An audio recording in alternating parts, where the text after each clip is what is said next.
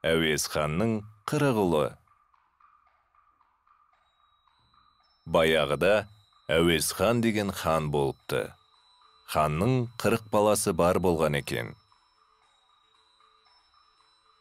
Осы балаларыма бір үйден 40 қалыңдық алып берсем екен деп армандайды екен. Күндердің бір күнінде хан бір байдың 40 қызы бар деп естиді. Соған барып, қалың малына сөйлесіп, құда түсіп келуге жаушы жіберіпті. Жаушы барып, бізді хан жіберді, балаларына сіздің қыздарыңызды айттырғысы келеді, дейді.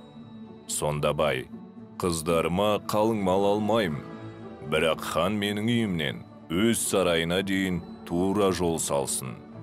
Жолдың екі жағында гүлденген бақ, мөлдір суы бар арық пен субұрқақ болсын. Ал бақтың іші сайраған бұлбұлға толсын. Осы айтқандарымды бір жылдың ішінде бітірсін, депті. Бұл сөзін жаушылар ханға айтып келіпті. Хан мақұл деп, ең кенжесін алып қалып, 39 баласын бірнеше нөкерімен әлгі жұмысты бітіріп келуге жіберіпті. Балалары бірнеше ай жүріп, көп жұмыс атқарса да, жолда болмапты, бақта көгермепті.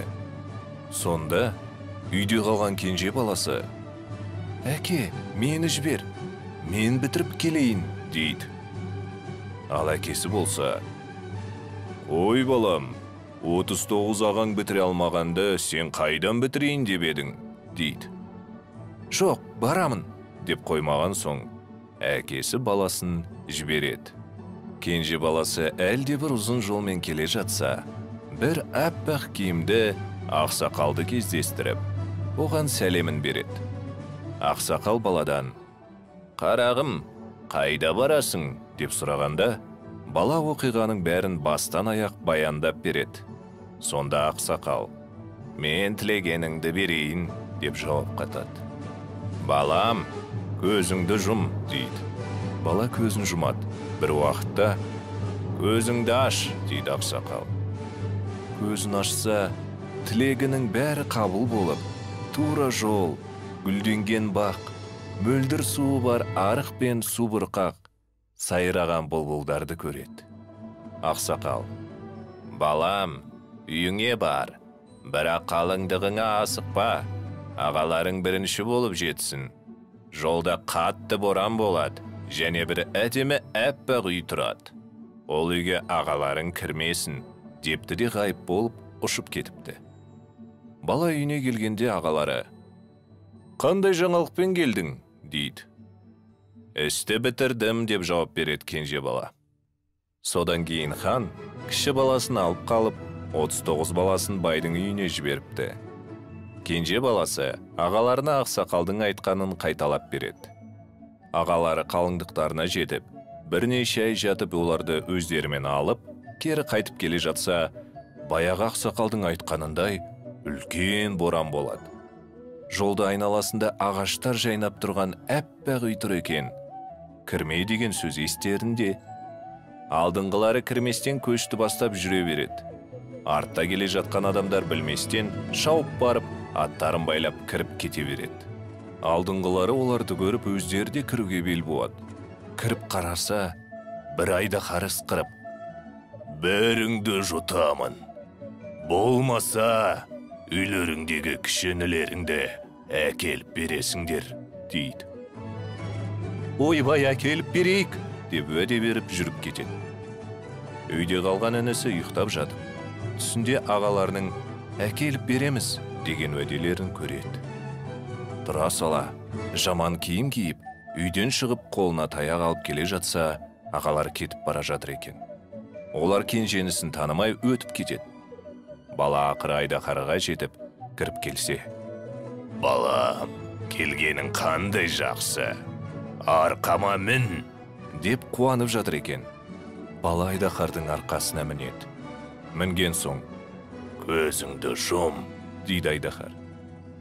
Бала көзін жұмып, екеуі біраз уақыт ұшады. Айдаһар, «Көзіңді аш, көзіңе не көрінеді?» дейді. Бала, «Анау жерде бір ұзын ағаш тұр. Ол ағаштың басында бір қыз отыр, дейді. Айдаһар: ендеше түс, дейді. Бала түседі. Айдаһар: сол қызды әкеліп берсең, мен сені жұтпаймын.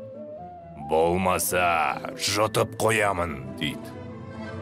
Бала ұзақ жол жүріп келе жатса, аяғы сынып, жылап жатқан түлкі патшасын кезіктіреді.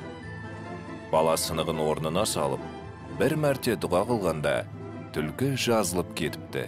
Сонда ол: мына жүнімді ал. Мен қай жерде керек болсам, жүнімнің бір талын тұтатып жіберсең, сол мезетте пайда боламын, депті. Одан шығып келе жатса, бір құмырсқаның патшасы жаралы болып жатыр екен. Бала сөф деп жіберген екен, жазылып кетіпті. Ол да бір тас беріпті. Қай жерде керек қылсаң, мына тасты отқа сал. Сонда мен пайда боламын, депті. Ақыры бала қызға келіп жетеді. Қыз: қай жақтан келе жатқан? Қандай адамсың?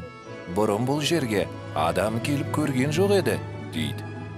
Бала: мен ханның баласы едім. Әкеміз түсінде сізді көріп, ғашық болып, іздеп тауып кел, деп мен жіберіп еді. Мен бірнеше жыл жол кезіп жүріп, сізге кездесіп отырмын, дейді. Қыз ойланып отырып: мен саған ерейін, бірақ екі мақсатым бар. Соны бітірсең, барамын. Болмаса бармаймын, дейді. Бала: мақсатыңызды айтыңыз, бітірейін, дейді. Қыз: мына екі түлкімді кешке дейін жаяу қуып ұстап бер. Және мына бір қап бидайды құмға сеуіп жіберемін. Бір дәнін кем қылмастан теріп берерсің, дейді. Бала келісе кетеді. Қыз екі түлкіні жіберіп, бидайды құмға шашады. Баяғы түлкі патшасының жүнін тұтатып жіберген екен, түлкінің патшасы пайда бола кетеді де, екі түлкіні ұстап береді. Сосын баяғы құмырсқа патшасының берген тасын отқа салған екен, ол да пайда болып, құмырсқаларын жинап алып, бидайдың бір дәнін кем қылмастан балаға әкеліп беріпті. Бала бәрін әкеліп қызға береді. Қыз: жарайсың, енді сенімен жүрейін, депті. Сөйтіп екеуі жолға шығады. Бірнеше күн өткеннен кейін бала қызға: мен сені алдап ертіп келе жатырмын, дейді де, бәрін бастан аяқ баяндап береді. Қыз: мен де біліп келе жатырмын, бірақ оған бір амал қылайық, дейді. Бала: оған не амал бар, деп сұрайды. Қыз: сен оған менен бұрын бір күн озып жет. Үйіңе барған соң Айдаһар: қызды әкелдің бе, дер. Сонда сен: қыз бір күндік жерде келе жатыр, дерсің. Сол вақытта Айдаһар далаға шығып, ысқырып қуанады. Ал сен сандығындағы екі көгершінді босатып жіберсең, Айдаһар өліп қалады, дейді. Бала Айдаһарға келеді. Келген соң Айдаһар: әкелдің бе қызды, дейді. Бала: қыз бір күндік жерде келе жатыр, депті. Айдаһар далаға шығып, ысқырып қуанған кезде, бала барып көгершіндерді босатып, далаға шыға келсе, Айдаһар өліп жатыр екен. Бала сұлу қызды алып, мұратына жетіпті. Содан кейін ханның баласы қызды әкесі, ағалары мен 40 келіншек күтіп отырған үйге алып келеді. Баласы өзінің қалыңдығына үйленіп, олар бақытты және бай өмір сүре кешеді. Ал орманнан келген қыз Айдаһардың қоқан лоқысы мен қорқынышынан құтылып қана қоймай, ханның ұлымен жаңа және жарқын достығын еске алып, өз жолын жалғастырады.